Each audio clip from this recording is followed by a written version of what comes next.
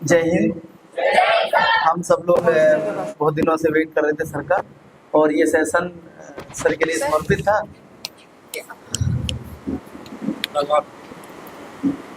यहाँ लगा दूं।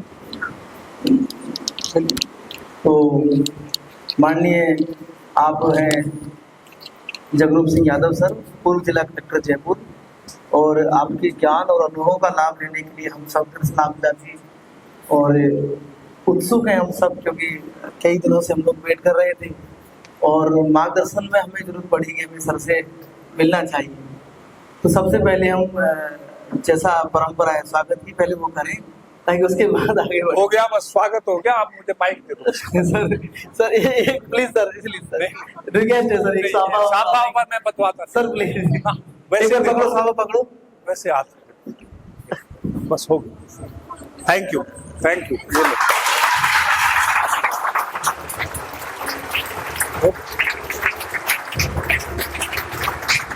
हो गया। नहीं, मैं नहीं बतवा।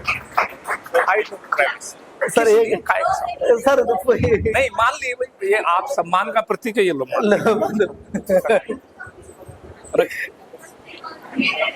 कम से कम औपचारिकताओं में पढ़ता हूँ मैं नहीं बतवा कोई बात। अच्छा ठीक है, कोई बात।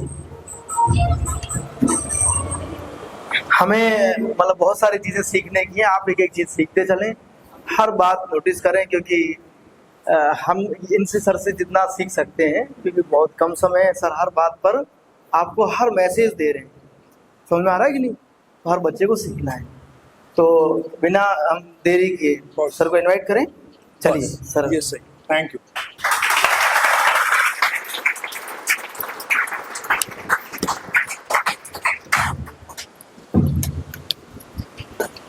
इस कार्यक्रम के निदेशक और इस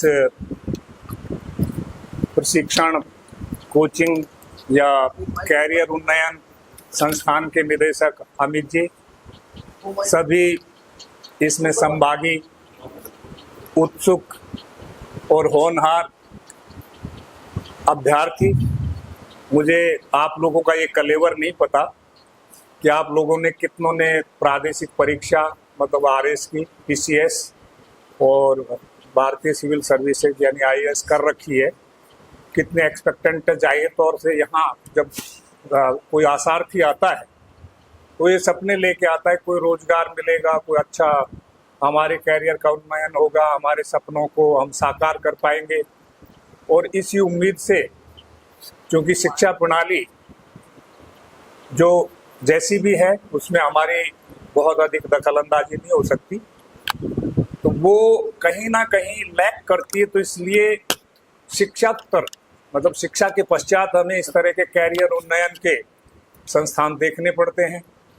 हमें अपने कैरियर को किसी ना किसी कोचिंग संस्थान के माध्यम से हम बनाने की कोशिश करते हैं, क्योंकि वहाँ शिक्षा जब ग्रहण करते हो, आप अंडर ग्रेजुएशन करते हो, ग्रेजुएशन करते हो, स्कूली शिक्षा लेते हो या पोस्ट ग्रेजुएशन करते हो, तब मतलब काक चेष्टा और बको ध्यानम विद्यार्थियों के लक्षण बताए गए थे, उनका शायद आप कम ध्यान रखते हो। अगर वो उस समय रख लिया होता तो शायद इनकी जरूरत ही नहीं पड़ती। मैं अपने कैरियर में कभी भी मैंने किसी भी तरह का कोचिंग नहीं किया। मैं इसके देव के खिलाफ नहीं हूँ कि भैया संस्थान में आके संस्थान की विरुद्ध बात करो, ऐसा नहीं। ये तो खैर निःशुल्क भी पढ़ा रहे हैं, तो ये बहुत सुंदर बात है। आपका लोगो अच्छा है, संकल्प अच्छा है। देव से मेरी बात हुई थी जब यूनिवर्सिटी के कार्यक्रम के तहत, तो मैंने कहा था कि मैं भी रेगुलरली तो नहीं, लेकिन मैं स्पेशल क्लासेज बच्चों को दे सकता हूँ।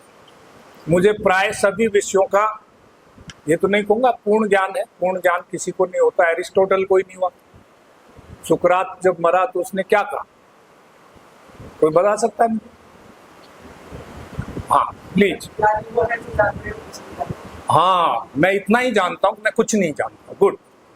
तो कभी भी ज्ञान अथाह समुद्र है। और वैसे देखो तो पढ़ाई या ज्ञान या जिसको आप बहुत कुंठाग्रस्त रहते हैं, बहुत स्ट्रेस फील करते हैं, है क्या? अपने परिवेश का ज्ञान है। दैनिक जीवन में वैज्ञानिक कौन से नियम लागू होते हैं, आपका समाज कैसा है, आपकी राजनीति कैसी है, अर्थव्यवस्था कैसी है, प्रदेश की भी, देश की भी, अंतर्राष्ट्रीय समुदाय की भी, और समसामयिक घटनाएं हैं। कुछ पारिस्थितिकीय तंत्र है, यही सब ज्ञान है। इतना छोटा सा, इतनी छोटी सी बात है ये, आपको लगता नहीं छोटी सी बात है? अब आप अपने परिवेश की जानकारी तो ले, तो शिक्षा क्या करती है?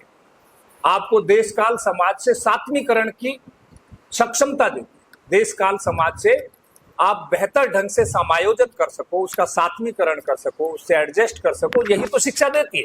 इसीलिए पढ़ाते हैं। जे पढ़ते ते भी मर्तव्यम, जे ना पढ़ती ते भी मर्तव्यम, दंत पिता के क्यों कर्तव्यम। जो पढ़ते वो भी मरते, नहीं पढ़ते वो भी मरते। फिर ये दांत कट कट करके क्यों पाठ याद करते? इसलिए करते वो आप बेहतर समायोजन कर सको, समाज के लिए उपयोगी सेवाएं दे सको, समाज में अपनी प्रतिष्ठा कायम कर सको। और कहीं ना कहीं हर व्यक्ति चाहता है, अपने को सिद्ध करना चाहता है। फूल खिलता है कि लोग उसको देखें।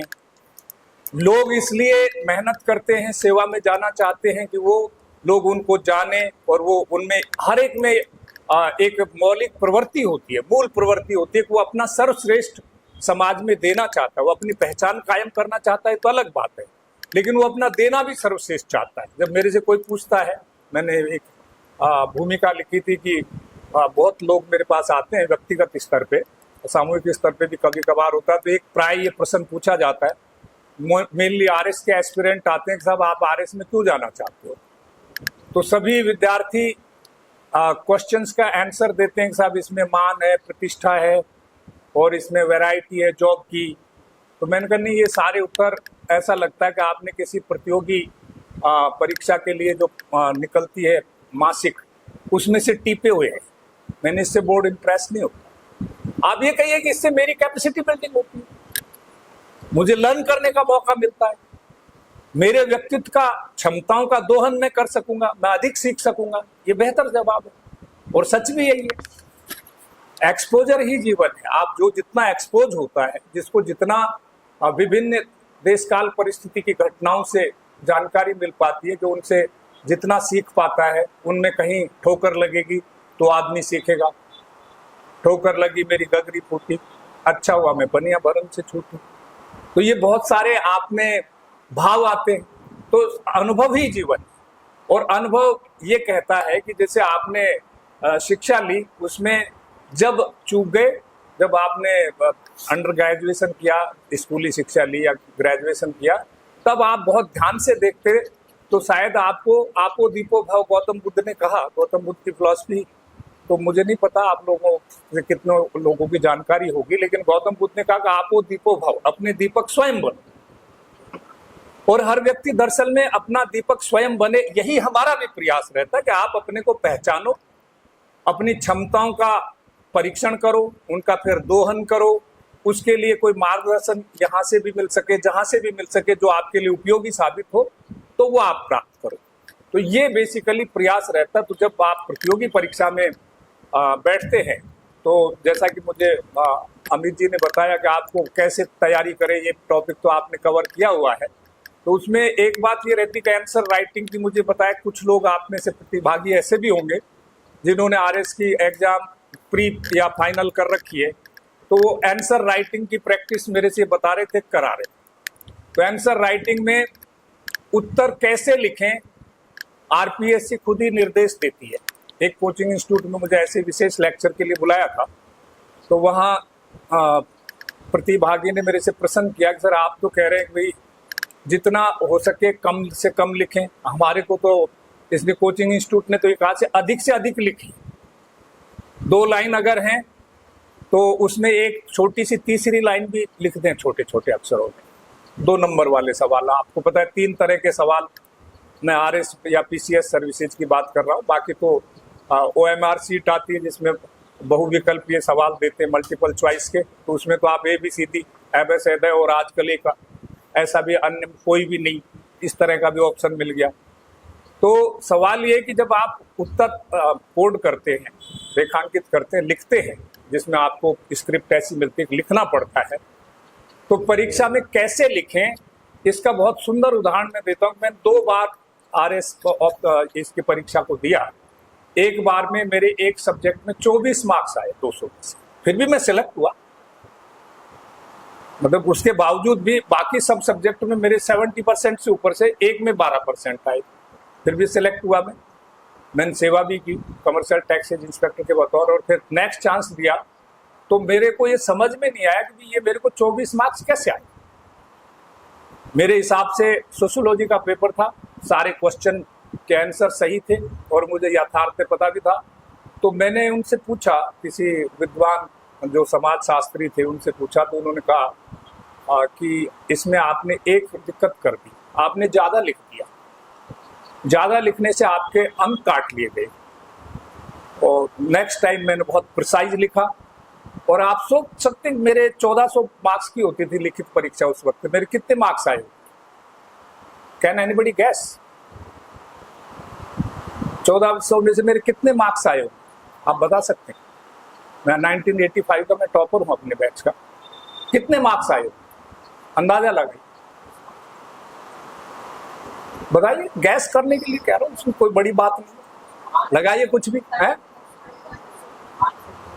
कितने? मुझे सुना 500, 700 और बढ़ो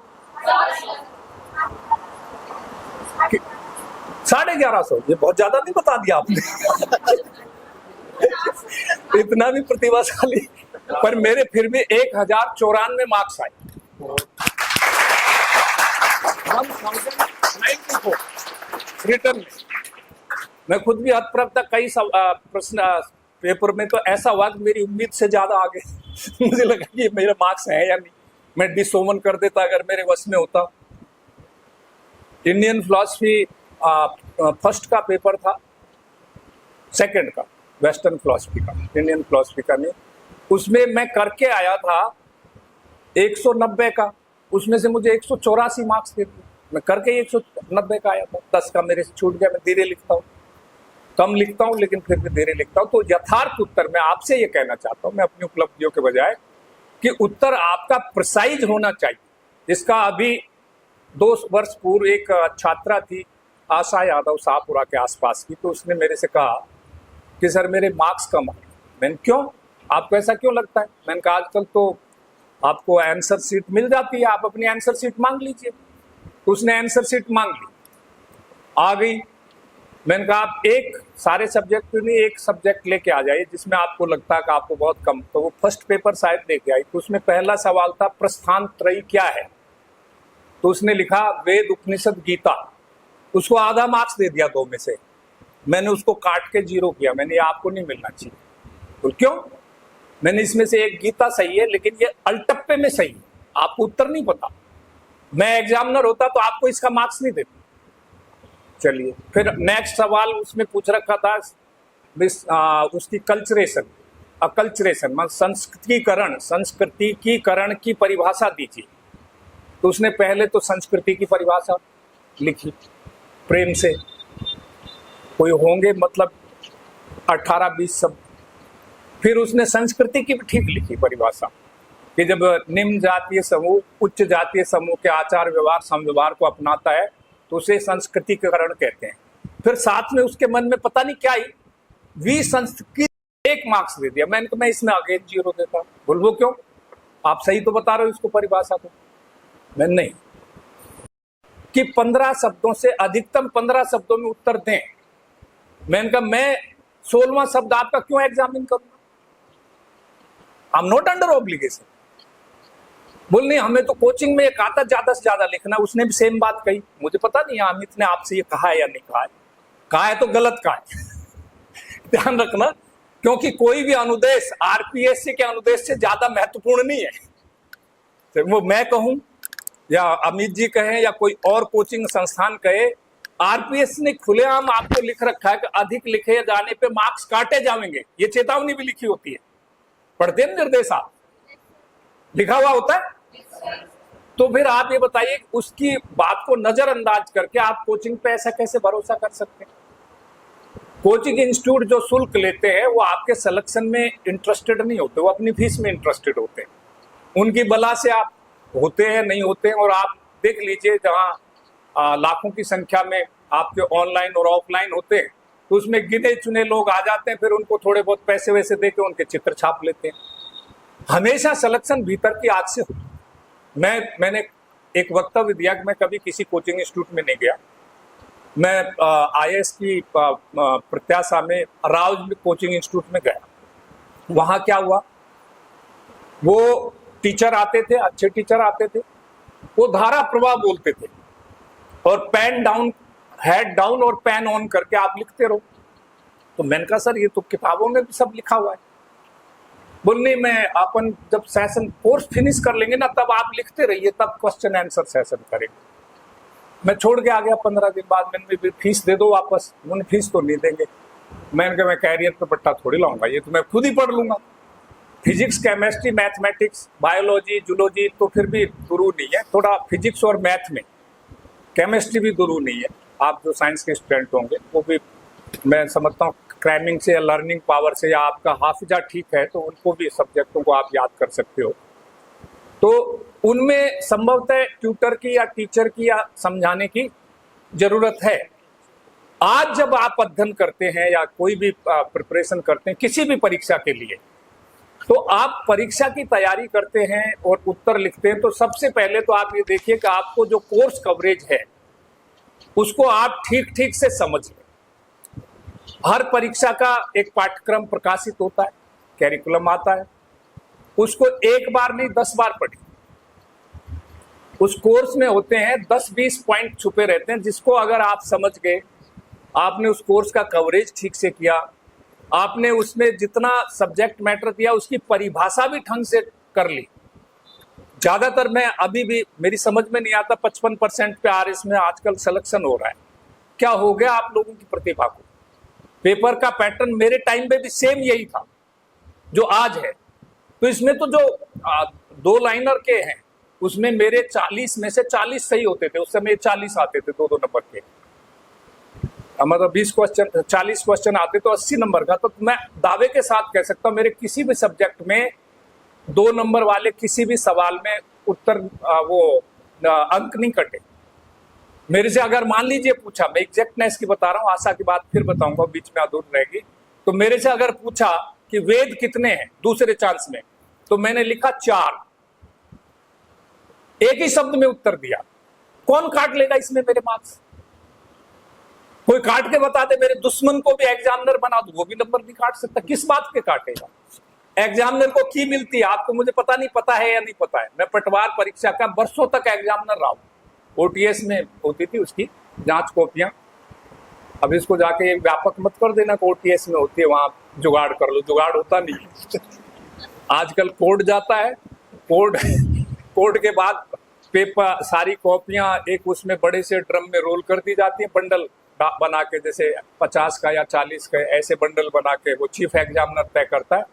उसमें से रैंडमाइज करके एक बंडल उठा के किसी एग्जामिनर को दे देते हैं, वो क्वेश्चंस को जांच करता है, उसको की मिलती है। ऐसा नहीं वो मनमाने के साथ मैं खुश हुआ तो मोगाम्बो खुश हुआ तो ये उत्तर दे दो इसको, चलो दे दो 5 में से 5, ऐसे नहीं होता। अगर आपने अधिक मार्क्स दे दिए तो चीफ एग्जामिनर 5% का नॉर्म से 5 तो नहीं देखता, लेकिन जिसको अधिक मार्क्स देते हैं उनकी कॉपियां जरूर देखता है कि भाई इसको 184 कैसे दे दिए, 190 में से उसकी जरूर देखता है कि भाई इसमें जरूर कोई फेवर या डिसफेवर या क्या बात है, इसने ऐसा क्या लिख दिया कि इसको इतने मार्क्स दे दिए। और वो चीफ एग्जामिनर भी कोई ओमनिशिएंट नहीं होता कि सर्वज्ञ होता है, सब चीजें जानता है। वो मिलान किस चीज से करता है? की से। तो की के हिसाब से अगर वो भी देखेगा तो वो भी कैसे उत्तर के नंबर काट लेगा। तो मैं ये कहना चाहता हूं कि आप परीक्षा में क्या लिखें, आपकी क्लासेस शायद इस बात पे चल रही है, तो परीक्षा में आपको केवल ये देखना है कि जो पूछा गया है वो लिखें, अनावश्यक एक भी शब्द नहीं लिखें, और जो आवश्यक वो शब्द उसका विलोपन नहीं होना चाहिए। अभी मैं जैसे विधि की परिभाषा बताऊंगा तो एक तो अलग अलग उनके हिसाब से, विधि शास्त्रियों के हिसाब से, एक आप खुद बना के लिखें। तो किसी विधि शास्त्री के अनुकूल पूछी जब तो देखो विधि शास्त्री की काम आएगी। अगर आप विधि को परिभाषित कीजिए, आपके है ये पेपर में RS में है, विधि का पोर्शन है, विधि शास्त्र भी है, विधि का अर्थ समझाओ। तो वो आपको ऐसा होना चाहिए कि आपको क्लियर हो लॉ है क्या। हर जगह लॉ है, यहाँ पे भी लॉ है,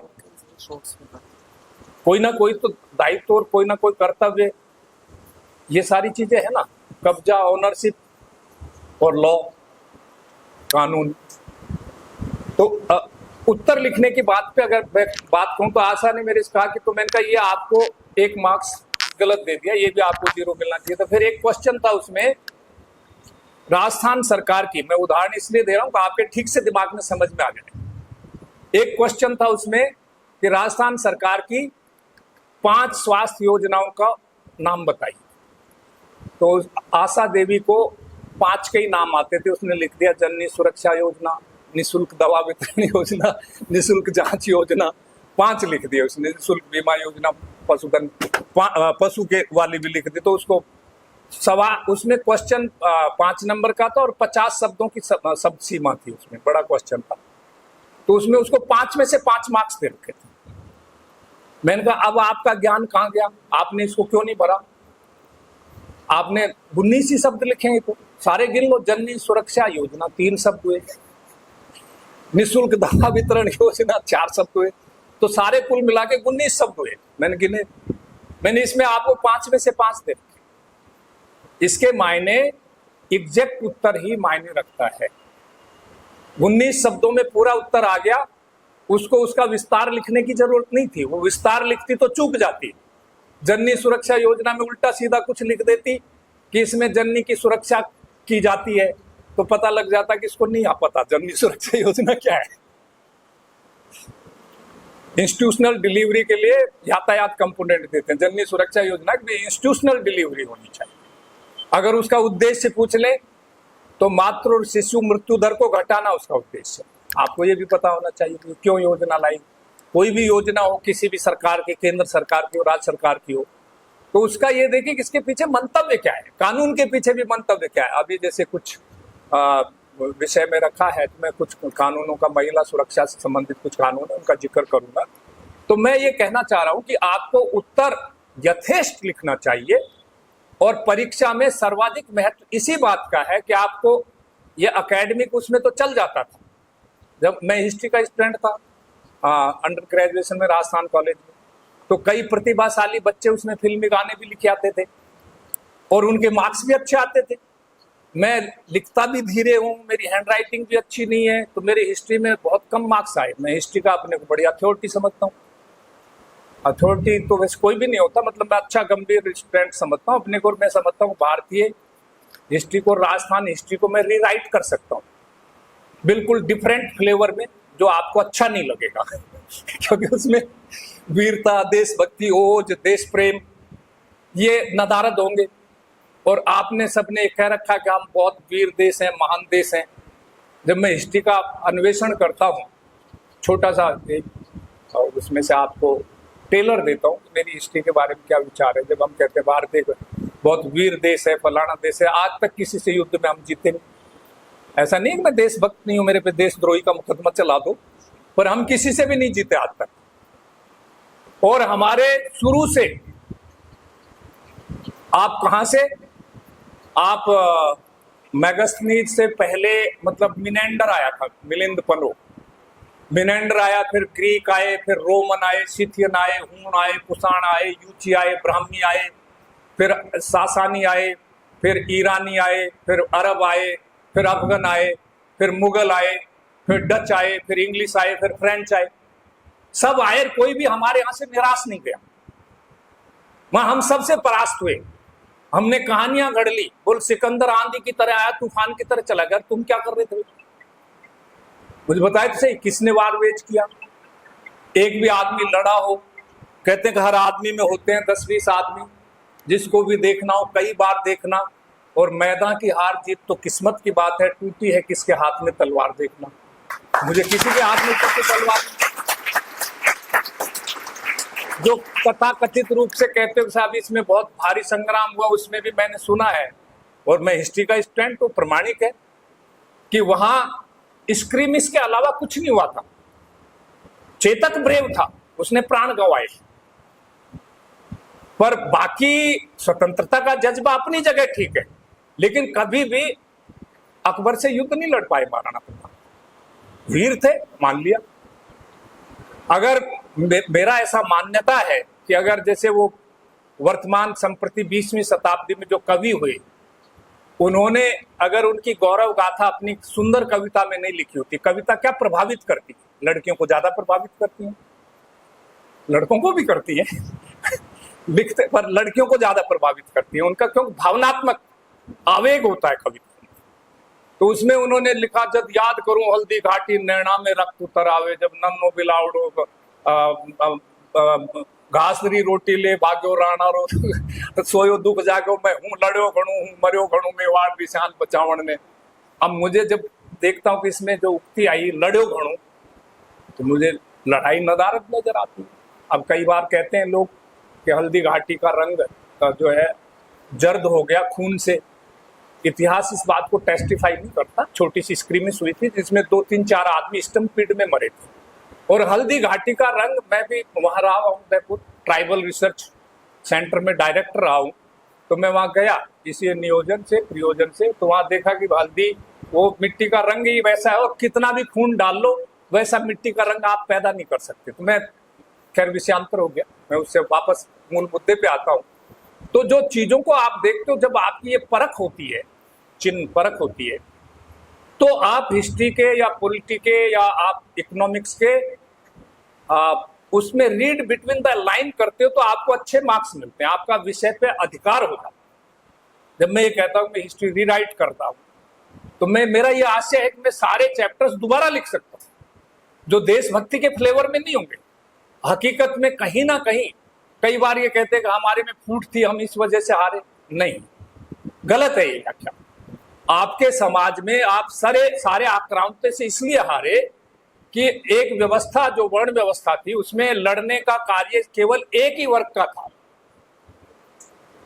बाकी सेवायतन वर्ग को तो अभी भी, अब एंग्लिकन लॉ सिस्टम के पश्चात ये सुविधा मिली है पढ़ने का और लिखने का, और कुछ खास कार्यों में सभी को समानता अब मिली है। जब ये भारतीय संविधान अंगीकृत हुआ है तो धारा 14-15 और मूल अधिकार जो जितने भी संप्रत्यय हैं उनके चलते आज आप यहाँ बैठे हैं। कहीं नहीं तो ये विशेषाधिकार था। अब ये विशेष बात है कि भारत जैसे महान देश में, आप गूगल करके देख लीजिए, आज किसी भी व्यक्ति को ये सुविधा नहीं है कि वो मंच पे और खास तौर से पोडियम में खड़ा होकर झूठ बोल सके। आप सब ज्ञान गुरु हैं, आज ज्ञान की गंगा बह रही है सब जगह। मतलब आप कहीं से भी उस गंगा में डुबकी लगा सकते हैं, आप गंदे नाले में भी कूद सकते हैं। एवरीथिंग इज ऑनलाइन, सारी चीजें वेरीफाइबल है। ये अच्छी बात है, ये बुरी बात नहीं है। आज किसी अमित की या किसी जगरूप सिंह की या किसी भी गुरु की जरूरत नहीं है। आज आप वो दीपोभव हो सकते हैं कि जेमिनी है, जेमिनी। पहले गूगल करते थे आप, तो गूगल आपको विविधता पूर्वक एक विषय पे जितना जानकारी होती थी वो सारी दे देता था। आज वो कलेवर चेंज हो गया, आज क्लॉड है, लीमा है, डीप सीक है, जेमिनी है। इनसे आप स्पेसिफिक क्वेरी कर सकते हो, स्पेसिफिक। और जितना भी डेटा है पब्लिसाइज डेटा मीन्स जो भी किताबों में लिखा हुआ है, जो भी रिसर्च पेपर्स में है, जो भी सोशल मीडिया पे है, और जो भी ट्विटर पे है ट्विटर भी सोशल मीडिया है, जो भी अभिव्यक्तियां हैं वो सारी उसने लार्ज लैंग्वेज मॉडल इनको बोलते हैं, जिनको लार्ज लैंग्वेज मॉडल की वजह से इनको सारी चीजें फीड कर रखी है। तो आपको समसामयिक जानकारी प्राय सही दी जाती है, प्राय। तो आप अपनी क्वेरी, एकेडमिक क्वेरी भी कोई भी कर सकते हैं। अब ये अलग बात है कि आप उस पर अपना मनोपसंद गाना भी देख सकते हैं, डांस भी देख सकते हैं, आइटम सॉन्ग भी देख सकते हैं, भक्ति गीत भी सुन सकते हैं, गजल सुन सकते हैं, ठुमरी सुन सकते हैं, सूफी संगीत सुन सकते हैं, डांस सीख सकती हैं बच्चियां, कुकिंग रेसिपी सीख सकते हैं। मतलब everything under this sun is possible. ये अद्भुत युग पहले कभी नहीं आया था। आप इस युग का फायदा नहीं उठा पा रहे तो ये आपकी लिमिटेशन है। मत सुने जगरूप सिंह को, अपने आप में तलाश करो और खो जाओ अपने आप में, स्कॉलर बनोगे और आप देखोगे कि ऐसा कुछ भी दूर नहीं है। आज तो जैसे खान अकेडमी आपको विज्ञान में भी ABC से शुरू करती, खान अकेडमी, सलमान खान उसके निदेशक हैं, फिल्मों वाले नहीं, अमेरिका के एक सलमान खान है, उनका 165-66 देशों में साइंस का कार्यक्रम चलता है खान अकेडमी का। तो IIT जो लोग बच्चे जाते हैं जाने की उत्कंठा रखते हैं और कोचिंग इंस्टीट्यूट करते हो, गलत जाते हैं। खान एकेडमी को फॉलो करना चाहिए। और कैरियर में भी आपको ऑनलाइन भी खूब सारे कोर्सेज हैं, और नहीं भी हैं, किसी कोचिंग इंस्टीट्यूट के नहीं है, अमित जैसी प्रेरणा लेके कोई नहीं भी दे रहा है, तो आपको मैं समझता हूं कि खुद जिन खोजा तिन पाइया गहरे पानी पैठ, तो थोड़ा गहराई में जाओगे तो सारे फंडामेंटल आपके क्लियर हो जाएंगे। तो अगर फंडामेंटली क्लियर है, आपको राइटिंग स्किल में जो अनुदेश हैं किसी एग्जाम के, उनके अनुकूल आप चीजों को देखिए, लिखिए, तो आपके मार्क्स कम आए इस बात की संभावना ही नहीं है। आपके मेरी की तरह वही, मेरे ख्याल से अगर देखेंगे तो शायद 78% के आसपास मेरे मार्क्स रिटर्न में आए। मुझे नहीं पता, लोग कहते हैं कि वो रिकॉर्ड है, कभी टूटा नहीं है। मैं चाहूंगा कि आप में से कोई तोड़े। तो ये संभव है, और ये पैटर्न ऐसा कि जिसमें संभव है। तो आपको कहीं ना कहीं कोर्स का कवरेज में मानता हूं पीसीएस में ज्यादा है। मुझे नहीं पता यहाँ आईएएस के कितने एस्पिरेंट है, लेकिन मैं पीसीएस को लक्षित करके कह रहा हूँ।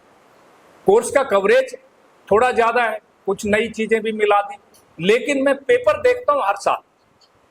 क्वेश्चन पेपर जो आते हैं वो पारिभाषिक लेवल पे ही है, मतलब आपको परिभाषा ठीक से आती है, और थोड़ा बहुत आपको व्यवहारते आप चीजों को देखते हैं, डेप्थ में डेल्व करते हैं। तो जैसे मान लीजिए पूछा कि गीता की समसामयिक समय में क्या प्रासंगिकता है, अब ये आपको रटा रटाए उत्तर आप किसी कुंजी से दे देंगे तो वो शायद आधा तीतर आधा बटेर होगा। अगर आपने अपने खुद का लिख दिया तो ये यकीन मानिए बेहतर से बेहतर उत्तर होगा।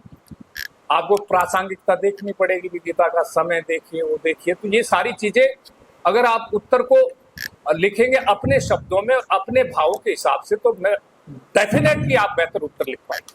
तो सारे क्वेश्चन पेपर्स आजकल थोड़े सेट हो रहे हैं। मैं देखता हूँ पिछली साल का जो पेपर देखा था, थोड़ा इस बात का फोकस रहता है कि आप रोड पैटर्न पे नहीं जाए, रटे रटाए उत्तर आपसे अपेक्षित नहीं। थोड़ा गूगल कीजिए, आप जिसे कि समझ बढ़ाइए, तो आप संभवतः सही उत्तर तक पहुंच पाएंगे। और सही उत्तर सही नपे तुले शब्दों में लिख दिया तो कोई एग्जामिनर आपका दुश्मन भी हो वो आपके मार्क्स नहीं काट सकता।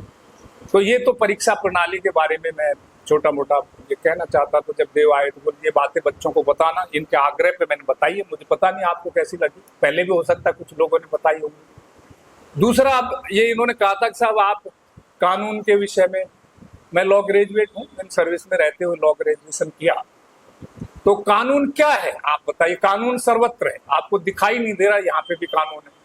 आप इनकी नाक पे मुक्का नहीं मार सकते, ये कानून। मतलब कानून क्या है, जो सब जगह हो लेकिन दिखाई नहीं देता, उसकी आयत है। क्या है कानून,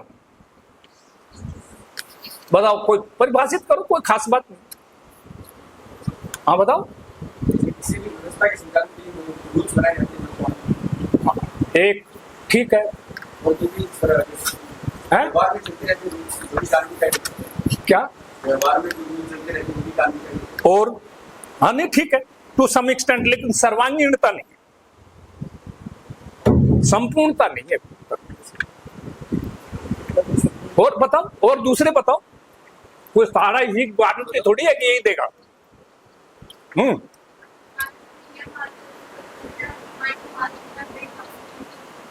हाँ हाँ हाँ, कम कम कम बोलो। आदर्श हटा दो इसमें से।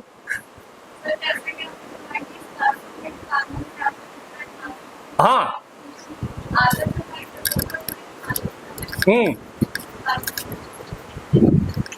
ये भी ठीक है, लेकिन इसमें भी कुछ ना कुछ उपयुक्त व शब्द होने चाहिए। आपके शब्दों में 15 शब्दों में कानून की, अब ज्यादा में दो तो आप ज्यादा लिख सकती हो, लेकिन 15 शब्दों में उत्तर देना तो संपूर्ण होनी चाहिए लॉ की परिभाषा। आपने ठीक दिए, इन्होंने भी ठीक दिए, गलत कुछ भी नहीं। और भी कोई अटेम्प्ट करे? हाँ इनको दो माइक।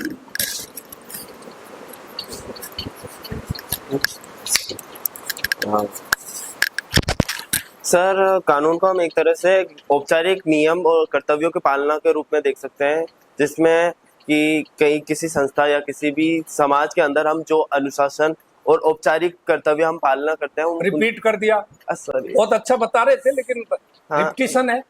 बांध नहीं पा रहे। आपके दिमाग में एक खाका तो है, हाँ सर, लेकिन काश कि आप उसको शब्दों में बांध सके। शब्द है सर, लेकिन उनको क्या है कि बना नहीं पा रहा। लिखे तो शब्द ही जाएंगे ना बेटा, Yes. बनाने पड़ेंगे। Yes. ठीक बोला इसने। अब हम चलो, आप तीनों की बातें सही है, इनके लिए क्लैप करो। वह विधि, वे नियम या उपकरण है, इंस्ट्रूमेंट कह ले, जो अंतरराष्ट्रीय को भूल गए आप सब। इंटरनेशनल लॉ भी तो है, जो अंतरराष्ट्रीय समुदायों एवं मनुष्य संस्था और कॉरपोरेट के अंतर संबंधों को परिभाषित और उनके अधिकार कर्तव्यों का निर्धारण करते हैं, जिनका अगर ज्यादा हो, जिन पे शास्ति और जो संप्रभु की आज्ञा होती है, तो उपकरण है। क्या उपकरण है? इंस्ट्रूमेंट है, नियम है, उपनियम है। कानून में फिर नियम, उपनियम, सर्कुलर, आदेश, ये सब आ जाते हैं, ये सब लॉ ही है।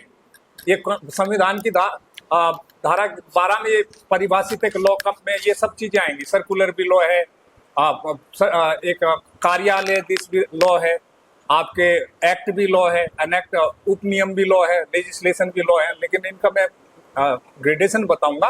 तो ये वे नियम या उपकरण है जो अंतरराष्ट्रीय समुदायों एवं मनुष्य संस्थाओं, कॉर्पोरेट लॉ भी तो है, संस्थाओं और समुदायों के अंतर संबंधों का निरूपण करते हैं। इतना भी काफी है। निरूपण करते हैं मतलब रेगुलेट करते हैं, ठीक है ना। अब उस पे, उसकी उल्लंघन पे शास्ति भी। ये संपूर्ण परिभाषा है। दुनिया में कोई आदमी किसी से भी जांच करा लो, आपका दुश्मन भी देखेगा तो 2 नंबर देने पड़ेंगे। तो अंतरराष्ट्रीय आपने छोड़ दी थी तीनों ने, आपने राष्ट्रीय भक्ति से ओतप्रोत, तो हम इतने ज्यादा राष्ट्र भक्ति दे रखी है, तो इसलिए आप यहीं तक सीमित रहे। लेकिन अंतरराष्ट्रीय कानून भी, अब लॉ की, अब जब हम परिभाषा करते, बैठ जाओ आप, लॉ की परिभाषा करते हैं तो 2 तरह का, एक तो इंटरनेशनल लॉ, एक लेक्स लॉ की यानी स्थानीय लॉ। तो अंतरराष्ट्रीय लॉ की तुलना में भारत का जितना भी विधान है वो क्या है? लोकल लॉ है। और भारतीय विधान के संदर्भ में राजस्थान या किसी भी प्रदेश का विधान है वो क्या है? लोकल लॉ है। और प्रदेश के किसी भी कानून के संदर्भ में स्थानीय निकायों का कानून, पंचायती राज और नगर पालिकाओं का, यूएलबी और आरएलबी का कानून क्या है? वो लोकल लॉ है। तो लेक्स लॉ की, law of land.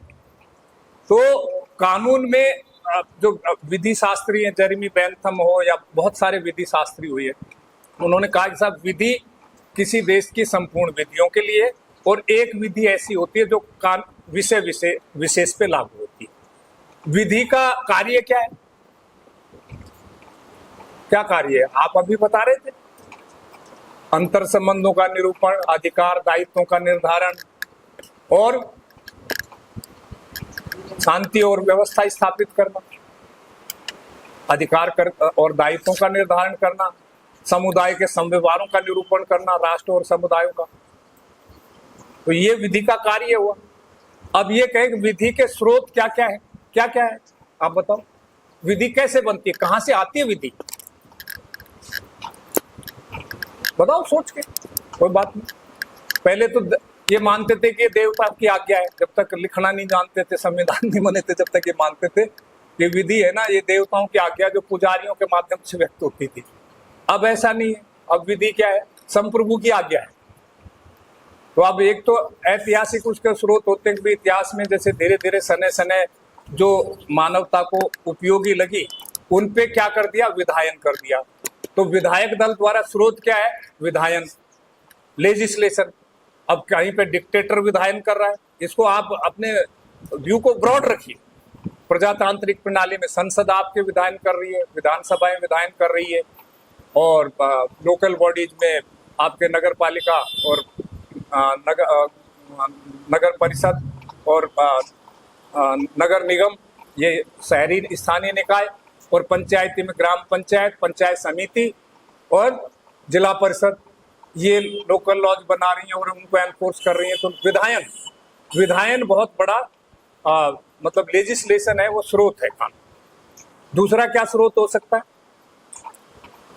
Judicial pronouncement. अपने यहाँ अपने संदर्भ में जो उच्च न्यायालय और सर्वोच्च न्यायालय द्वारा जो विधि की व्याख्या की जाती है, और कोई नया, जैसे आपको अभी मैं महिलाओं का वो बताऊंगा के कुछ अधिकारों के संबंध में बनाए हुए कानून, तो विशाखा गाइडलाइन के आधार पे अधिकांश राज्यों ने अपने कानून बनाए, और सुप्रीम कोर्ट ने कहा कि महिलाओं की कार्यस्थल पे सुरक्षा संरक्षा सुनिश्चित करने के लिए सभी राज्यों को कानून बनाने चाहिए, तो उस पर बनाए गए। तो सुप्रीम कोर्ट और हाई कोर्ट कतिपय मामलों में जो ऑबिटर डिक्टा जो देते हैं, डिक्टम करते हैं लॉ की, वो विधि का स्रोत है। तो उसके अतिरिक्त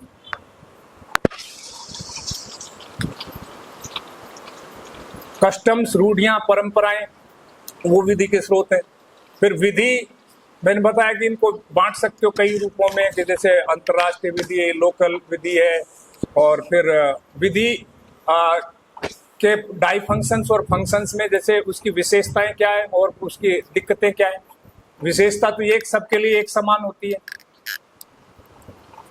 सबसे बड़ी विशेषता तो यही। आपसे दो पूछेंगे, दो नंबर के सवाल आते हैं मोस्टली, दो पूछेंगे। दूसरी क्या विशेषता होती है?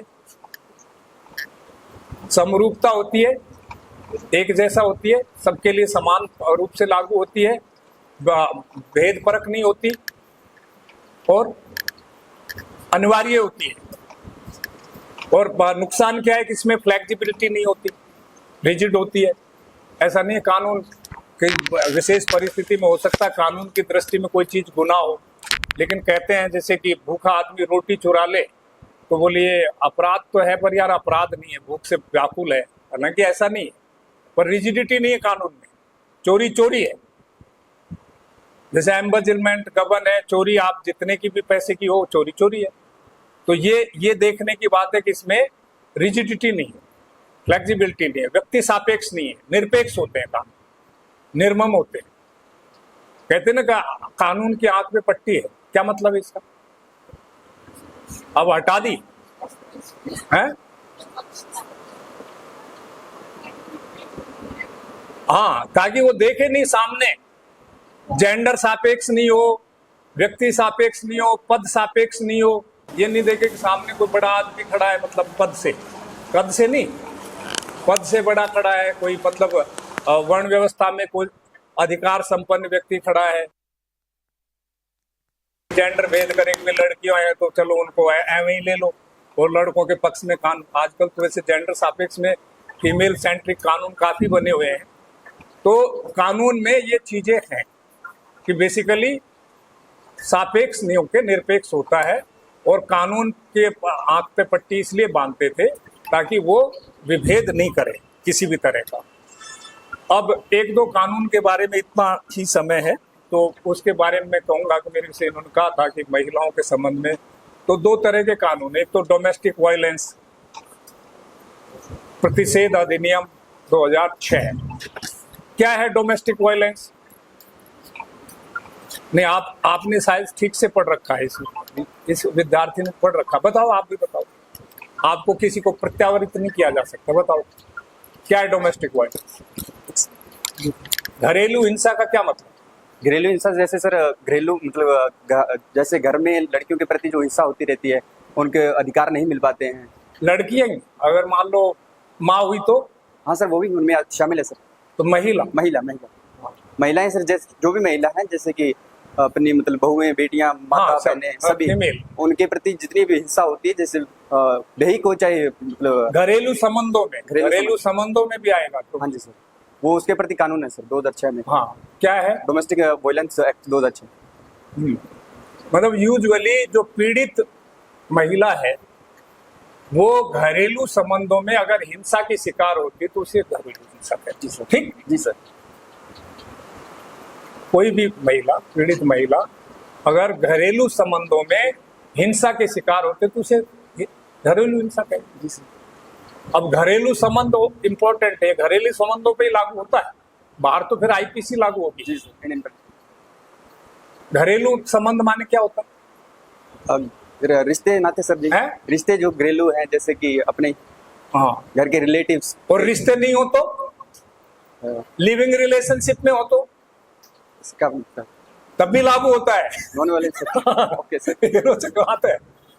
यानी अगर आप किसी महिला से, चाहे वो आपसे घरेलू संबंधों में रही है, पहले पूर्व में रही है या वर्तमान में रह रही है, जी सर, और वो चाहे आपकी मतलब नातेदारी समूह में हो, चाहे दत्तक ग्रहीता हो, गोद ले रखा है मान लो आपने और रोज पीट रहे हो उसको, ये भी तो नहीं कर सकते ना। नहीं कर सकते। आपके रक्त संबंध में नहीं है, गोद ले रखा है, दत्तक ग्रहीता हो या बिना शादी के भी संबंधों में हो, यानी लिविंग रिलेशनशिप में हो, रह रही है या रही हो, और उसके साथ आप हिंसा करते हो, तो वो घरेलू हिंसा। अब घरेलू हिंसा पे क्या हो सकता है, ये तो परिभाषा हुई। घरेलू हिंसा क्या है सर, घरेलू महिला उसके खिलाफ, परिस्थिति क्या है? महिला उसके खिलाफ कंप्लेन कर सकती है और अपना अधिकार ले सकती किसको करेगी कंप्लेन? है। कोर्ट में कर सकती है है सर, कोर्ट में कर सकती है सर। कोर्ट में नहीं ना, कोर्ट में भी कर सकते लेकिन नहीं। हाँ, वो उसको पता है, उस लड़की ने भी अच्छी तैयारी कर रखी है। मतलब राष्ट्रीय महिला आयोग में कर सकती है? नहीं, वो भी ऑप्शन है लेकिन वो नहीं। हाँ, उनको दीजिए, उनको शायद पता है। सर, मजिस्ट्रेट सेवा है? मजिस्ट्रेट संरक्षण अधिकारी या नहीं। प्रजाता? राज्य सरकार ने सभी जगह मतलब उसके कल्याण अधिकारी नियुक्त कर रखे हैं। राज्य सरकार क्षेत्राधिकार अंतर्गत एक या एक से अधिक किसी क्षेत्र में कल्याण अधिकारी बना रखे हैं, तो वो उसको सब देगी, या कोई एनजीओ, मतलब 9 और 10 है उसकी सेक्शन, तो एनजीओ कोई बना रखा है उसको देगी, वो रिपोर्ट देगी उसको, या आवाज नहीं आ रही। बताओ, वैसे ही बोल दो सुन जाएगा। सर जैसे ये वैवाहिक बलात्कार वगैरह होता है सर, जैसे वो घरेलू हिंसा बलात्कार पे तो यार सीधे आईपीसी में नहीं, वो जाएंगे, सर- घरेलू हिंसा कैसे? वो उसका ही एक रूप है सर घरेलू हिंसा में, क्योंकि इसको इसके ऊपर भी कानून नहीं है कि क्या कहते हैं, जैसे अगर पति अगर पत्नी से जबरदस्ती अगर संबंध इतना वगैरह बनाए। विस्तार नहीं, घरेलू हिंसा को मतलब घरेलू हिंसा की परिभाषा देंगे तो 50 शब्दों में आएगी। हाँ सर, 2 शब्द। लेकिन आप दाएं बाएं नहीं, बहुत यथार्थ लिखिए। यस सर, 2 शब्द होते हैं, जैसे शारीरिक एक- प्रताड़ना, मानसिक प्रताड़ना, जैसे किसी आर्थिक को- प्रताड़ना, सामाजिक प्रताड़ना, ये है घरेलू वीडियो हिंसा। ताने मारना, गाली गलौज करना, पीटना, अपशब्द करना, शारीरिक हिंसा, उसके साथ अनैतिक संबंध बनाना, मतलब इसको जिसके लैंगिक हिंसा जिसको बोलते, मतलब उसको कहीं ना कहीं उसकी मर्जी के विरुद्ध और अनैतिक संबंध बनाना, ये सब भी आता है। लैंगिक हिंसा भी उसमें, यानी शारीरिक हिंसा, यानी उसको उसके स्वास्थ्य को या शरीर को हानि पहुंचाना, ये हुआ। मानसिक प्रताड़ना है, उसको गाली गलौज करना, मारना, धमकाना, पीटना या डराना, मतलब उसको कोई अनैतिक कार्य करने के लिए बाध्य करना। फिर आर्थिक हिंसा ये है कि उसके गहने गट्टे छीन लो आप। जाती है ना दहेज, बोल तू पहन ली, तुम शादी करो, जब तेरी सारी तीर ठेकरी और ये तेरे गहने गट्टे हमको दे दे। तो कोई भी मतलब कोई किसी भी महिला के प्रति, अगर बहन है तो भाई के प्रति भी हो सकती है, वो किसी भी तरह की इसकी हिंसा करता है, बहन को पीटता है, प्रताड़ित करता है, मानसिक उत्पीड़न करता है, तो एक तो वह उसके मानसिक पहलू करना, उसके लिए पूरी तरह से मतलब उसके गरिमापूर्ण जीवन में व्यवधान डालना, और एक होता है फिर आपके मानसिक पहलू कह लो या उसको कह लो सामाजिक पहलू कह लीजिए, कि उसको जैसे ताने मारना, बांझ है तू और तू दहेज नहीं लाई, ये सारी चीजें। और आर्थिक पहलू में एक उसका सामान असबाब छीन लेना, या जो घर की घरवात है उसको यूज नहीं करने देना, उसको घर से निकलने के लिए कहना, ये सब घरेलू हिंसा। परिदर्श क्लियर हुआ? ये सब उत्पीड़न अगर किसी महिला का किया जाता है, ये 50 शब्दों में आएगा आपको, या फिर 15 शब्दों में लिखो तो ये कहो कि किसी महिला का घरेलू संबंध में शारीरिक, मानसिक, आर्थिक, सामाजिक उत्पीड़न वो है घरेलू हिंसा है, ऐसे। वो समझ गई बच्ची, उसके समझ में आ गया। तो मतलब आपको संक्षिप्तीकरण भी आना चाहिए, कानून का विस्तारीकरण भी आना चाहिए। इनकी धाराएं वो आपको बताएंगे देव जी, वैसे उनमें देख लेना। ये परपोर्ट ये है। तो ये घरेलू हिंसा होगी, तो वो जो आपके कल्याण अधिकारी है या वो एनजीओ है, वो आपकी शिकायत लेगा और वो क्या क्या करेगा, वो अगर आपको आपको पीटा बुरी तरह, खून बह रहा, तो मेडिकल सुविधा दिलाएगा। घर से निकाल दिया तो आपके आश्रय की व्यवस्था करवाएगा। अगर आप कानूनी कार्रवाई करना चाहते हो तो थाना कचहरी में आपकी रिपोर्ट लिखवाएंगे और मजिस्ट्रेट 3 दिन में उसका कॉग्निजेंस लेगा और ये नॉर्मली 60 दिन में उसका फैसला करेगा। मजिस्ट्रेट क्या कर सकता है? मजिस्ट्रेट बहुत सारे आदेश दे सकता है घरेलू हिंसा में। क्या है? एक तो निषेध कि आगे मारा पीटा नहीं करोगे। दूसरा, ये जिधर रहती है उधर तुम जाओगे भी नहीं। जो भी करता है घरेलू हिंसा का प्रकरण पुरुष या महिलाओं के, मतलब सास ननद के खिलाफ भी, और मतलब महिलाओं के खिलाफ भी हो सकता है और पुरुषों के खिलाफ भी हो सकता है, चाहे अगर अंतर घरेलू संबंधों में किसी भी संबंध में उसके साथ हो। फिर उसको पृथक जगह मतलब वो कार्यस्थल है या स्कूल कॉलेज में जाके धमकाते हैं, तो इसके लिए भी प्रतिबंधित। तो ये तो निर्देश दे सकेगा कोर्ट। ये कोर्ट में चला गया ना, जैसे जांच अधिकारी ने कहा कि नहीं साहब इसके साथ हो रही हिंसा, तो वो कोर्ट में उसकी परिवाद दायर करेंगे, पुलिस बाहर साधक अधिकारी को बताएंगे और प्रकरण बना के मजिस्ट्रेट उस पर 3 दिन में कॉग्निजेंस लेकर 60 दिन में यथासंभव फैसला करेगा। तो शुरू में धारा 12 में ये निर्देश दे सकेगा कोर्ट कि भाई आप उसके साथ भविष्य में हिंसा नहीं करोगे, उसके कार्यस्थल या शिक्षण संस्थान में जाके बदतमीजी नहीं करोगे और उसको सुरक्षा संरक्षा जो रहने की जगह है उसमें जाके आप दखल अंदाजी नहीं करोगे। अगर उसका आर्थिक उत्पीड़न हुआ, उसके पैसे टके ले लिए, तो वो वापस दिलवाएगा। ठीक, अगर ये और उसको रहने की सुविधा दिलवाएगा। निवास के संबंध में अगर वो जहाँ रहती है, साझा घर में रहती है, मतलब वो भी लिविंग रिलेशनशिप में भी है, तो उसको निकाल नहीं सकते, उसको रखना पड़ेगा। कोई रखोगे आप उसको कमरे में, फिर उसका मान लीजिए वो वहां नहीं रहे और उसको लगातार ये कहती है भाई मेरे को तो ये रोज जाके रात को दस्तक देते हैं, मुझे सुरक्षा से नहीं रहने देना चाहते, तो वो समान सुविधा वाला आपको किराए का मकान दिलवाने के लिए कोर्ट निर्देश दे सकेगा। ये धारा 18 से 22 तक बहुत जोरदार खतरनाक से हैं। महिलाएं हालांकि इनका यूज कम करती हैं और पुरुष प्रधान समाज है तो उनको ऐसे ही समझा सुनू के भेज देते, उनको ज्यादा कोई रिलीफ मिलता नहीं है। पर प्रावधान बहुत ही स्ट्राइजेंट है कानून में, तो वो उनको रहने की या तो सेम गृह स्थल पे जहां आप रहते हो या जहां हिंसक परिवार रहता है, जो प्रत्यार्थी बोलते हैं उसको, जो उत्तरदाता है वो रहता है, वो वहीं रहने के लिए अनुज्ञात करेगा कोर्ट। अगर वहां ठीक से नहीं रह पाती तो उसको समान सुविधाओं वाला किराए का, जिसका किराया प्रत्यार्थी अदा करेगा, उत्तरदाता अदा करेगा, वो दिलवाएगा अलग मकान। और फिर इसके अलावा भी अगर किसी तरह की वो जरूरत है कि जैसे उसको साज सुविधा और सुख सुविधा जो मिल रही थी जिसकी वो हकदार है वो मिलेगी और पूरी सुरक्षा उसको कोर्ट दिलवाएगा। आर्थिक में भी अगर उसके खुद के पहले के आर्थिक संसाधन छीन लिए तो वो संपत्ति में जो दाय भाग है वो इस बात का दावा कर सकती है कि साहब ये मैं संयुक्त परिवार में आई हूँ और मेरे ये मोरूसी संपत्ति यानी शामिलात संपत्ति में मेरा इतना हिस्सा नोशनल है, तो उसको नहीं बेचने का निर्देश कोर्ट दे सकता है कि नहीं आप बेच नहीं सकते इसको, तो ये भी आदेश मिल सकता है। और साथ में अगर उसको कोई हानि पहले से की गई है, उसके परिजनों को कोई प्रताड़ना देते, उनके बारे में ताने देते, तो कोर्ट इस पे भी निर्देश देगा कि उनको कुछ नहीं कहोगे, अमित जी को अगर कुछ कहा तो हमारे, अगर इनका कोई उल्लंघन करता तो 20,000 रुपए जुर्माना और 1 महीने की सजा है, और अगर दोबारा करता तो 1 लाख रुपए जुर्माना और 1 साल की सजा। तो इसके प्रावधान ये कोर्ट एनफोर्स करेगा। तो ये समाप्त होता है घरेलू हिंसा का कानून। दूसरा कानून है जैसे जिसको हम कहते हैं कि कार्यस्थल पे महिलाओं का लैंगिक उत्पीड़न, उससे संरक्षा प्रतिषेध अधिनियम 2012। तो ये विशाखा गाइडलाइन, और न केवल विशाखा गाइडलाइन, ये बेसिकली आपके संविधान की धारा 14, 15, 21 क्या है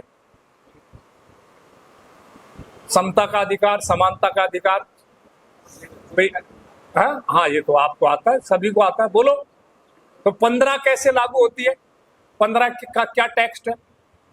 आर्टिकल 15 कॉन्स्टिट्यूशन ऑफ इंडिया का क्या टेक्स्ट है? बताओ बेटा, कैसे रीड करता है? राज्य, राज्य से शुरू होता है, राज्य।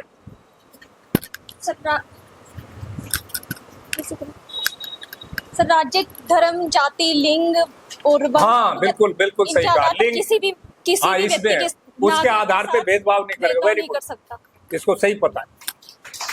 क्लैप करो। तो यदि उसके आधार पे कार्यस्थल पे उसको फिर सुरक्षापूर्ण लिंग के आधार पे भेदभाव नहीं करना चाहिए ना। तो लैंगिक हिंसा उसके साथ नहीं होनी चाहिए, हैरेसमेंट नहीं होना चाहिए सिर्फ उसकी स्त्री होने की वजह से। तो इसलिए ये कानून बनाया गया। और धारा 21 भी मतलब प्राण और दैहिक उस गरिमा से जीने का अधिकार है, उसमें भी वो फीमेल होने की वजह से गैर गरिमा युक्त उसको ट्रीटमेंट आप नहीं दे सकते। और एक कहीं ना कहीं इसमें आपके फंडामेंटल ड्यूटी नहीं, ये फंडामेंटल डायरेक्टिव प्रिंसिपल्स भी 39 और 45 ये भी इसमें लागू होते हैं। समान वेज मिलना चाहिए फीमेल को, ये भी कुछ लागू होता है? हाँ, कुछ किसी में है। चलो, हम हैप्पी कि आप लोगों ने ठीक से पारायण कर रखा संविधान का। कभी मेरे को उसकी वेटिंग क्लास करवाना, तब मैं बताऊंगा। तो मैं कहना चाह रहा हूं कि ये सही है। तो इन सारी चीजों को दृष्टिगत रखते 1993 में जैसे अपने यूनेस्को की ये एक कन्वेंशन हुई, अभिसमय बोलते हैं कानून का। एक मैंने स्रोत अभिसमय भी, अभिसमय मीन्स कन्वेंशन, संधियां। जो राष्ट्र जितनी भी अंतरराष्ट्रीय लॉ बनता है वो सारा अभिसमय से बनता है, वो कानून का स्रोत है। यानी विधायन, अभिसमय, न्यायिक निर्णय और कस्टम्स, 4 स्रोत हुए। बस इतना ही पूछेंगे 50 शब्दों में। तो ये 4 स्रोत हुए। तो अभिसमय यानी इंटरनेशनल कन्वेंशन जो फीमेल के राइट्स को लेके हुई और उनके लैंगिक हिंसा को लेकर अंतरराष्ट्रीय समुदाय का कन्वेंशन हुआ, तो उसमें के तहत ये प्रावधान किया गया कि सारे राष्ट्रों को महिलाओं को कार्यस्थल पे लैंगिक हिंसा से बचाने का कानून बनाया जाना चाहिए। तो तदनुसार 2012 में कानून अपने यहाँ बनाया गया। उस कानून को अगर आप देखें तो उसमें पीड़ित महिला कौन हुई? पीड़ित पक्षकार या पीड़ित महिला लैंगिक हिंसा के संदर्भ में कौन हुआ? कोई भी फीमेल जो कार्यस्थल पे लैंगिक हिंसा का शिकार हुई, व्यथित व्यक्ति, व्यथित पीड़ित महिला, व्यथित महिला है। और कार्यस्थल में क्या क्या आएगा? फटाफट बताओ। ये कमरा कार्यस्थल में आएगा आपके लिए? हैं? यस, सही बोल रहा है। तो कोई भी ऑफिस, गोदाम, फैक्ट्री, ऑफिस, गोदाम, फैक्ट्री, हाँ, ऑफिस, गोडाउन, फैक्ट्री, कार्यालय, हॉस्पिटल और अन्य ऐसी जगह जहां पे कार्य के संदर्भ में आपको जाना पड़े। तो इन्हें अति विस्तृत हो गई है। अगर मान लीजिए कोई डॉक्टर है, नर्स है और वो हॉस्पिटल में प्रैक्टिस करता है, मान लो किसी मरीज को देखने किसी के घर जाती है, तो उसके लिए कार्यस्थल। कोई घरेलू मेड है, हाउस एड है, तो वो घर घर जाती है, तो उसके लिए कार्यस्थल, राइट? तो कार्यस्थल काफी विस्तृत होगा। जैसे इसमें आपने, इस बच्ची ने सही बताया कि ऑफिस, गोडाउन, फैक्ट्री, कार्यालय या अन्य कोई ऐसा स्थल जहां पे कार्य करने के प्रक्रम में पीड़ित व्यक्ति को जाना पड़े, वो सब कार्यस्थल। अगर आप यहाँ के अमित जी आपको कोई चिट्ठी देने के लिए इन सर को भेज दें, तो वो भी फिर ये माना जाएगा कि आपके लिए कार्यस्थल। तो काफी विस्तृत परिभाषा है। अब इसमें ये उत्पीड़न क्या क्या हो सकता है? क्या उत्पीड़न हो सकता है इसमें, बताएं?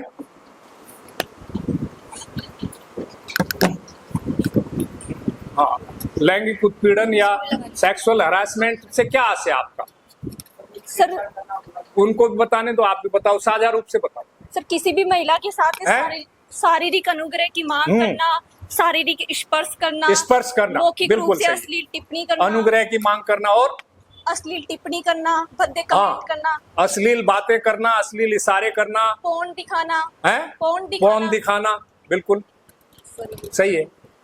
और और भी है, ये सारे सही बताया आपने। ये 5 नंबर का आएगा नहीं, वो आ गया उसमें, वीडियो बनाना वो आ गया, उसमें कवर कर लिया उस बच्चे ने। उसकी अनुमति के बिना किया गया कार्य, उसकी अनुमति के बिना नहीं, उसके उसको साथ गैर गरिमापूर्ण उसमें अनुमति के बिना क्या कार्य करेंगे? जो उसके साथ जो संबंध बना नहीं, उसमें कहीं ना कहीं लैंगिक संकेत आने चाहिए। हाँ, लैंगिक संकेत, सेक्सुअल हरासमेंट वाला कुछ एलिमेंट आना चाहिए। उसकी अनुमति के बिना मान लो मैंने फाइल ले ली उसकी, तो ये हरासमेंट नहीं। उसकी अनुमति के बिना लैंगिक हरासमेंट जो भी आप संबंध बनाए गए वो,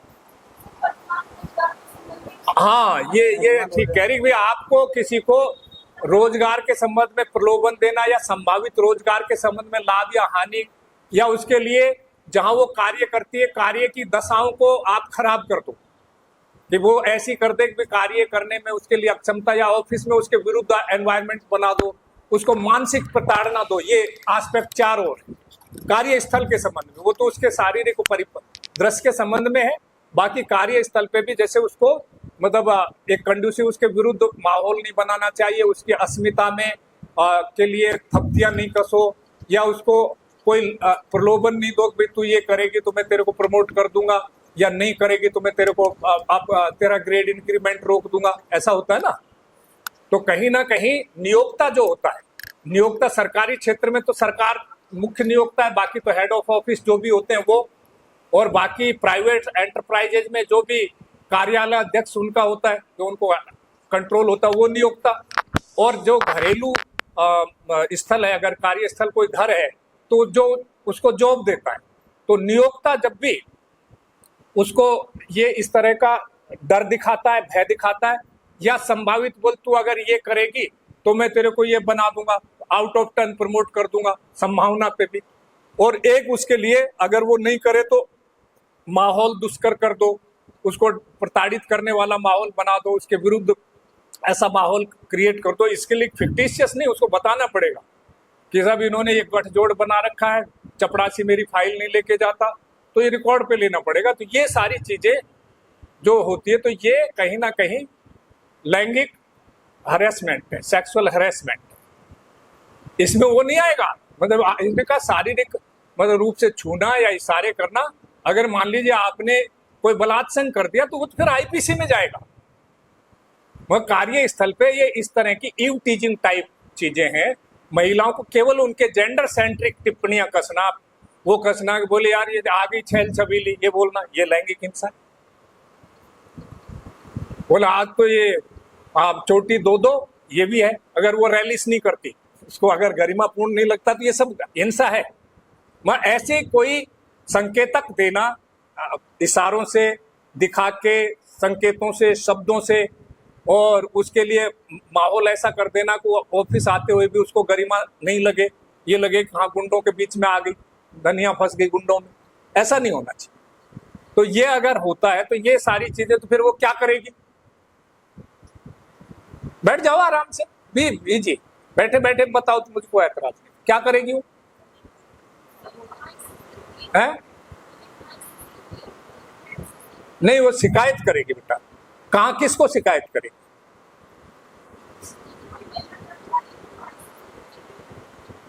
आईसीसी गठित नहीं है तो आईसीसी का प्रावधान तो वही है जहां 10 से अधिक एम्प्लॉय हो, वहां जो नियोक्ता है, चाहे वो सरकारी नियोक्ता हो चाहे प्राइवेट नियोक्ता हो, वो एक आंतरिक जांच समिति, आईसीसी आप जिसको बोलते हैं, इंटरनल कमेटी बनाएगा। तो वो आंतरिक कमेटी को शिकायत करेगी कि ये छेड़छाड़ कर रहा है। अगर मान लीजिए नहीं हो तो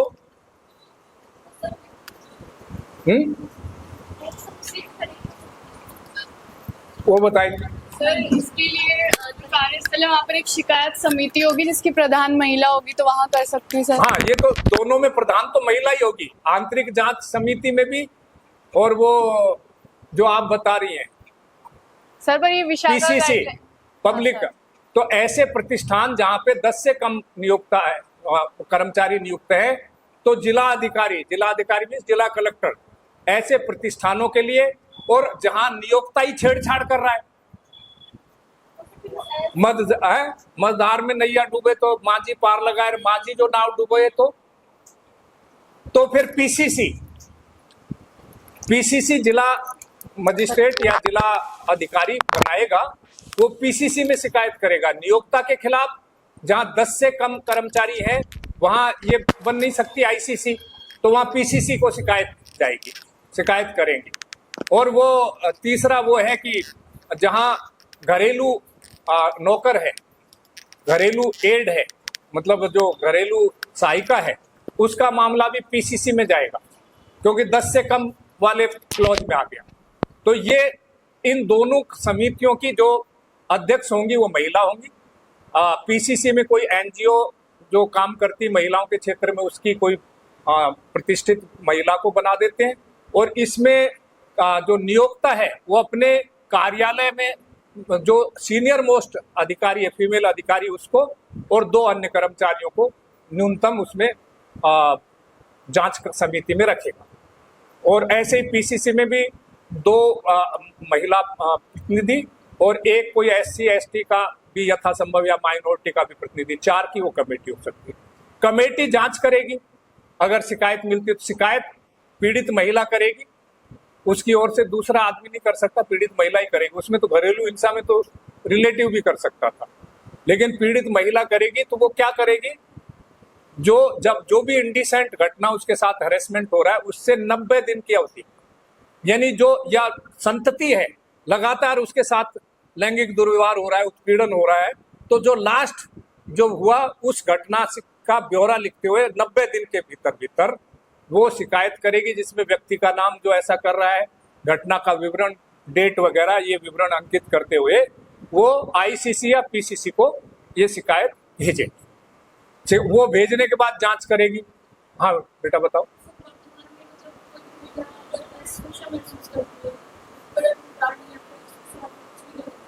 तो कई ऐप बनाए गए हैं जो उनकी सूचना मतलब इनडायरेक्टली सीधे फोन पर या किसी भी भेज सकते हैं। फोन पे ये हेल्पलाइन बनाई हुई है। हाँ, वो ईव टीजिंग का है। जैसे आप फ्री का ये कार्यस्थल पे, इसमें कार्यस्थल मीन्स वर्किंग प्लेस। ये जो कानून है 2012 वाला विशाखा गाइडलाइन का, ये केवल कार्यस्थल पे है। तो कार्यस्थल को व्यापकता दे दी है, लेकिन आप मान लीजिए बस स्टैंड पे खड़ी है तो वो आपका कार्यस्थल नहीं है। और कोई ईव टीजर है जो आपको कमेंट भद्दे पास करके जाता, तो उसके लिए बहुत सारी पुलिस ने भी कुछ सेवाएं बना रखी है साहब, एक कंट्रोल रूम भी बना रखा है, एक महिला। आप बताओ। हाँ बिल्कुल बिल्कुल, मैं इस तरह के महिला उसने भी बना रखा है, नेहरू प्लेस में काम करता है ये, और पुलिस ने भी बना रखा है 2-3 कंट्रोल रूम है। एक और भी उसका नाम है, शायद भारत सरकार ने कोई निर्देश दे रखा है। हाँ हाँ, बसों में भी अलार्म लगा दिया। तो वो इस तरह की सुरक्षा है। ये कार्यस्थल का बात कर रहे हैं अपन, तो दो चीजों में अलग है, मैं ये कहना चाह रहा हूँ। तो ये उसकी जांच करके पहली बार जांच करेगी। जांच में उसको सिविल न्यायालय जैसे अधिकार हैं, और वो समझौता कर सकती है महिला कि भाई आइंदा कोई गलती मान ले तो समझो, पर उसमें आर्थिक पहलू नहीं होता कि भाई इतने पैसे दे देगा तो ठीक है मैं इसको परस्यू नहीं करूंगी। तो समझौता कर सकती है, और समझौता नहीं करे तो वो जो नियोक्ता अधिकारी है वो उसके भी कुछ दायित्व है, जिला अधिकारी के भी दायित्व है। जैसे वो नियोक्ता तो पहली बात तो आईसीसी बनाएगा, फिर जागरूकता कार्यक्रम करेगा, फिर उसका प्रचार प्रसार रखेगा, कार्यस्थल पे लिखावट वगैरह पोस्टर बैनर चिपकाएगा। इसी तरह जिला अधिकारी भी करेगा। अगर वो नहीं करता, गंभीर प्रकृति की है, तो जांच करने के पश्चात फिर पुलिस अधिकारी को वो अग्रिम कार्रवाई के लिए भेज सकते हैं। अगर इंडिसेंट कोई बात है और उनको लगता है कि पुलिस को संज्ञान लेना चाहिए, तो फिर रेगुलर आपराधिक मामलों की तरह वो डील होगा, जिसका इसमें विधान नहीं। ठीक, अब ये हो गए मेरे ख्याल से। और एक ये पोक्सो एक्ट मेरे ख्याल से अब समय नहीं है, तो आप को फिर कभी, बहुत है आज इतना काफी है। कोई सवाल हो तो आप पूछ सकते हैं, बाकी तो मैं अपना वक्तव्य समाप्त करता हूँ। धन्यवाद। बताएं।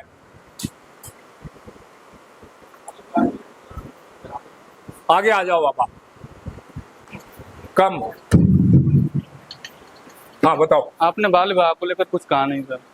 मैंने बाल विवाह को लेकर कुछ कहा नहीं। बाल विवाह को मैंने डील ही नहीं किया।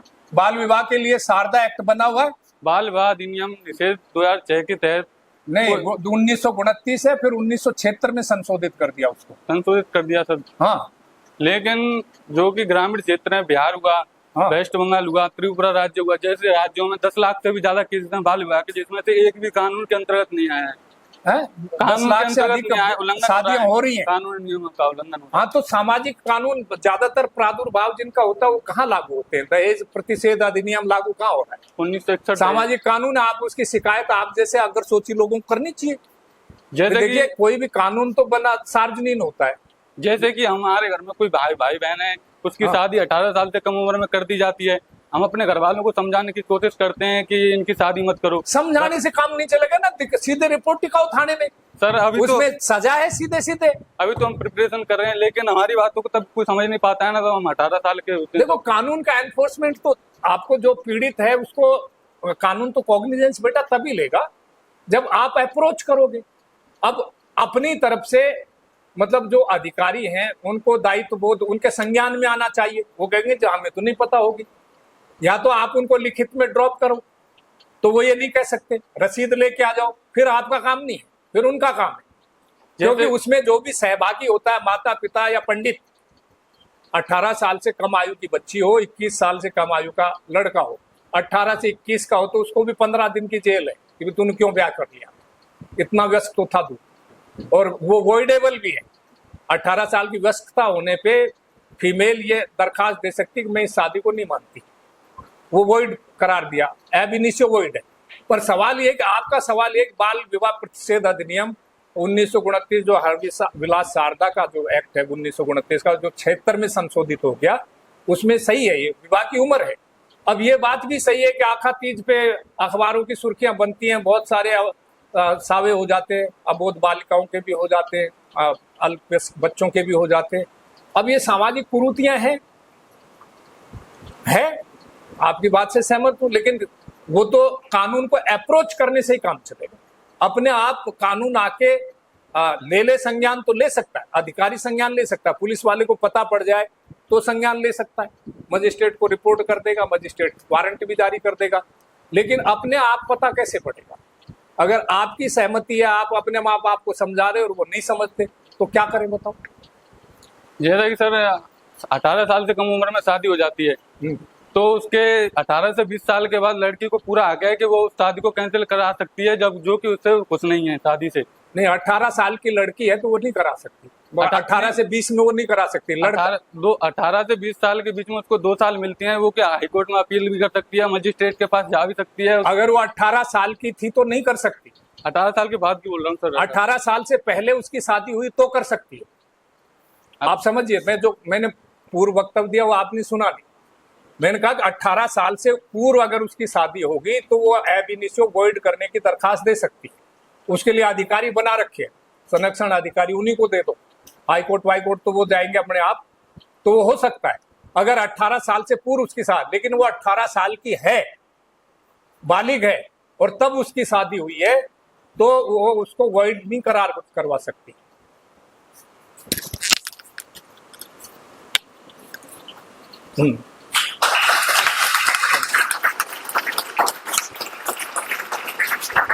Thank you. चलिए, डॉक्टर संजय कैसा लग रहा है सर? अच्छा लग रहा है? मुझे थोड़ा कम अच्छा लग रहा है क्योंकि सर से हमें बहुत कुछ मिला है इतनी देर में, मतलब उम्मीद से मतलब मैंने पहली बात को एक शिक्षक की तरह लेना कि जब आदमी पूरा जीवन आदेश देने में निकाला है